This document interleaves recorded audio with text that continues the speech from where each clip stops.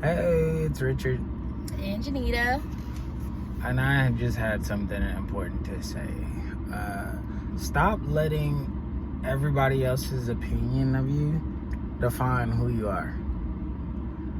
Yeah. Be you. Regardless of if you have depression, anxiety, if you have MS like me, if you have spasticity, if you have anything, period. If it makes you weird, stop letting everybody else that comments on what's wrong with you or what is the problem make it your problem. You're making everybody else, or you're letting everyone else have the key to something that you only have the lock to. You made another key for them, which is unnecessary. Everybody's highlight reel, which is them posting their best pictures on Facebook or the videos of them going on vacation, you're letting them win at the end of the day, which is not something that you're supposed to do. For you to be sane, for you to be normal, for you to be you, you're letting everyone else win. You're letting someone else take your emotions or make you mad or make you sad, and that's not how you're supposed to be. That was it for me. He's right. It's bad enough when we deal with our mental health. We are our own worst critics. We, like I said before, we tend to put ourselves down more from the look or opinions of others on how they see us as. And it's kind of just like, it gets exhausting. You know, you get overwhelmed or you get upset because you want people to understand you and you want people to acknowledge where you're coming from. And it is people that can acknowledge it, and there's also people that just don't get it. They don't acknowledge it, they don't understand it, they can care less. If you deal with someone like that, that doesn't mean for you to stop thinking and feeling how you feel.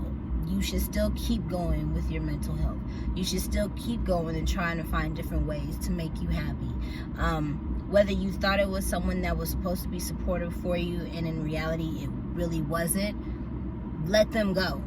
You know what I mean? Like, just let it go. Because there's no point to harvest and hold on to a bunch of unnecessariness because of the fault of what your expectations was that you wanted in that person that you want them to understand you.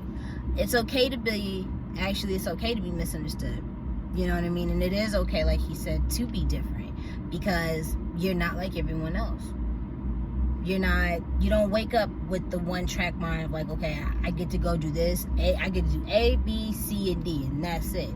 No, we don't have that luxury because we're too busy focused all over A, okay?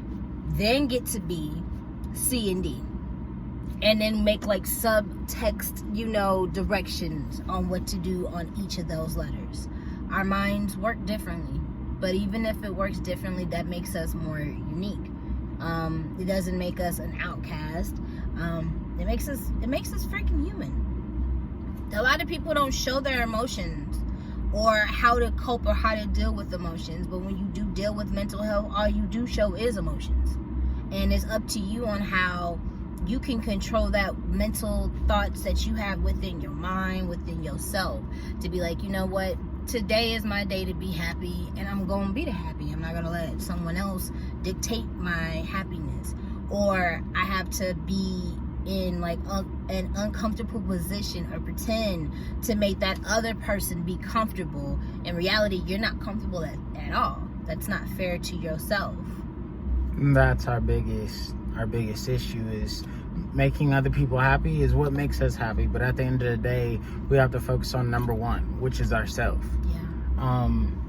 And that's one of the hardest things, is finding yourself, or just being at peace with yourself. Like, once you find yourself, once you find out what makes you happy, once you find out what your hobbies are or who you are, period, then you are able to let other people show interest in you, or you'll let other people start, I guess, talking to you or befriending you, all these other things, and that's fine. Just don't forget, you are number one priority.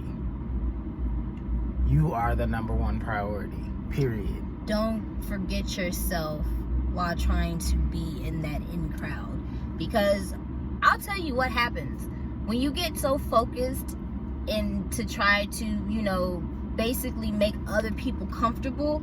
You end up losing yourself. Like he said also, that we do love to make people happy, but at the same thing, our happiness is main priority, main importance. Ooh. You can't let depression dictate who you are. You can't let anxiety define who you are. Like, those are just stigmas. The only person that defines who you are is yourself.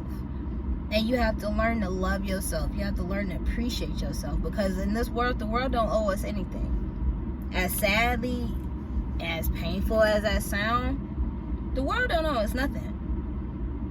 So the better way to be in this world is to earn and get what we want. Not let it wait to come to us or let it fall on our lap like, oh wow, I wish I could just figure out how my anxiety started, or I could figure out how, you know, people that deals with postpartum, like how does that start, and then just kind of beat themselves up that they have it, but not really educating themselves into understanding more. And I think once you start to understand yourself, your battles, where you dealing with internally or externally, those are all in itself as lessons. And if you understand those lessons, then of course you're not going to understand them off rip. You know what I mean? But once you have that moment of clarity to sit back and look at the lessons or look at the situations, you can understand what's right and you can understand what's wrong. You can understand what makes you feel comfortable. You can understand what makes you feel uncomfortable.